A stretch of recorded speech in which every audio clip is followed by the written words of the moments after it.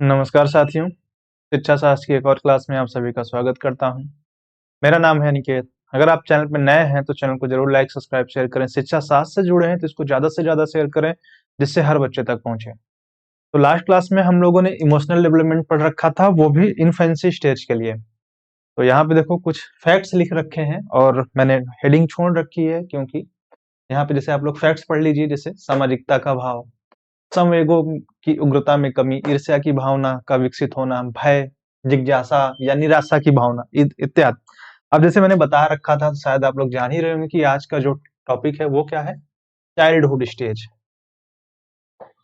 Childhood stage और क्या topic है हमारा, इमोशनल ईएम और डेवलपमेंट। स्टार्ट में लिख देते हैं इमोशनल डेवलपमेंट। तो हम लोगों ने इन्फेंसी स्टेज में देख लिया था कि बच्चे के अंदर इमोशंस कैसे ट्रिगर होते हैं, एक एक करके वहां पे 2 साल की एज में आ गए थे इमोशंस। अब यहाँ जो है ये सबसे जरूरी स्टेज होता है, क्योंकि यहाँ पे बालक क्या होता है कि अपने एक सबसे अच्छी स्टेज होती है बालक की, कि वो अपने सारी चीजों में यहाँ पे एकदम बैलेंसिंग सिचुएशन में होता है, कि ना उसे कोई दिक्कत है ना प्रॉब्लम है, वो चीजों को इजिली सॉल्व कर लेता है। तो ये स्टेज जो होती है उसके लिए सबसे अच्छी स्टेज होती है, तीनों अवस्थाओं में अगर कहा जाए तो सबसे अच्छी स्टेज होती है। क्यों? पहला कारण है कि 6 साल का होते होते बालक एटलीस्ट स्कूल तो चला जाता है, और यहीं से उसके अंदर सामाजिकता का भाव आता है, क्योंकि वो अपने परिवार से, समाज से सीख रहा होता है। बट यहाँ से वो क्या होता है कि फॉर्मल एजुकेशन में वो जुड़ जाता है, और जब फॉर्मल एजुकेशन में जुड़ जाता है तो वो रूल्स रेगुलेशन को और अच्छे तरीके से समझता है। तो सबसे पहले बालक का जो क्राइटेरिया था क्या हो गया, वो बड़ा हो गया ना। पहले छोटा सा था क्राइटेरिया उसका, लेकिन अब उसका क्राइटेरिया बढ़ गया, तो उसका दायरा बढ़ गया।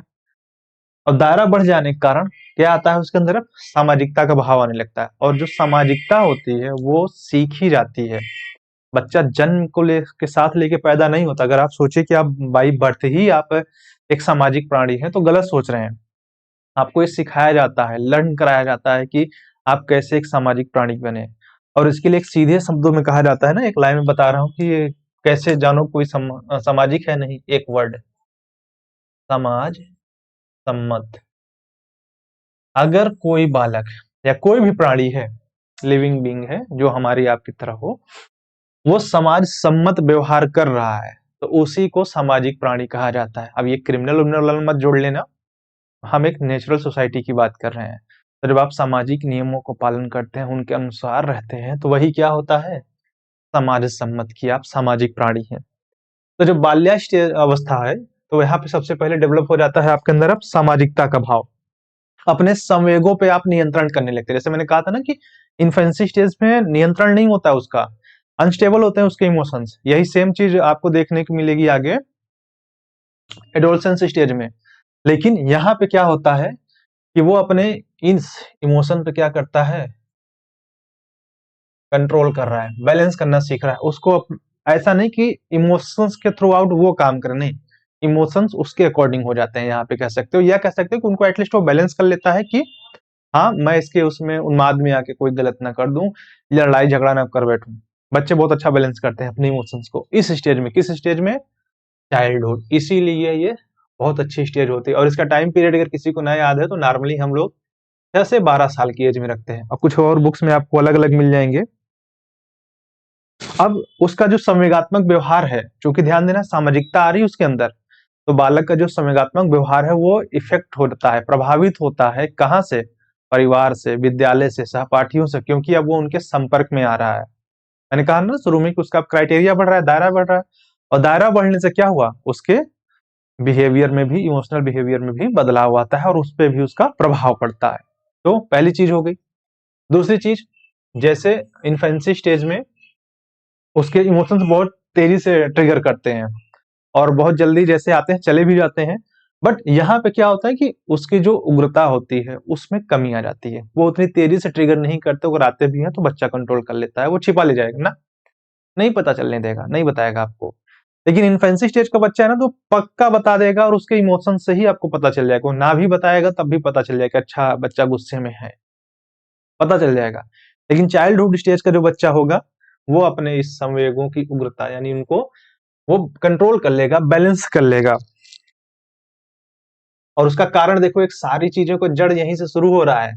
क्योंकि सामाजिकता का भाव उसके अंदर डेवलपमेंट हो रहा है, सोसाइटी के नॉर्म से वो समझ रहा है, और इसी सोसाइटी के नाम से उसके अंदर एक फीलिंग और डेवलपमेंट होती है, इमोशंस, निराशा की भावना।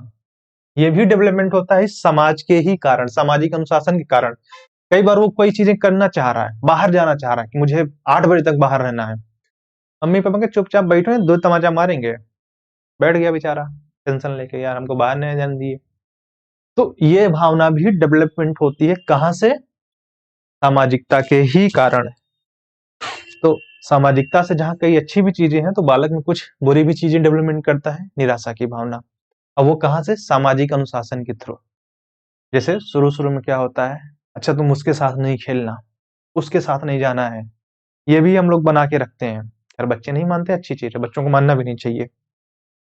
तीसरी चीज है, अब बालक बालिकाओं दोनों में, बॉय एंड गर्ल,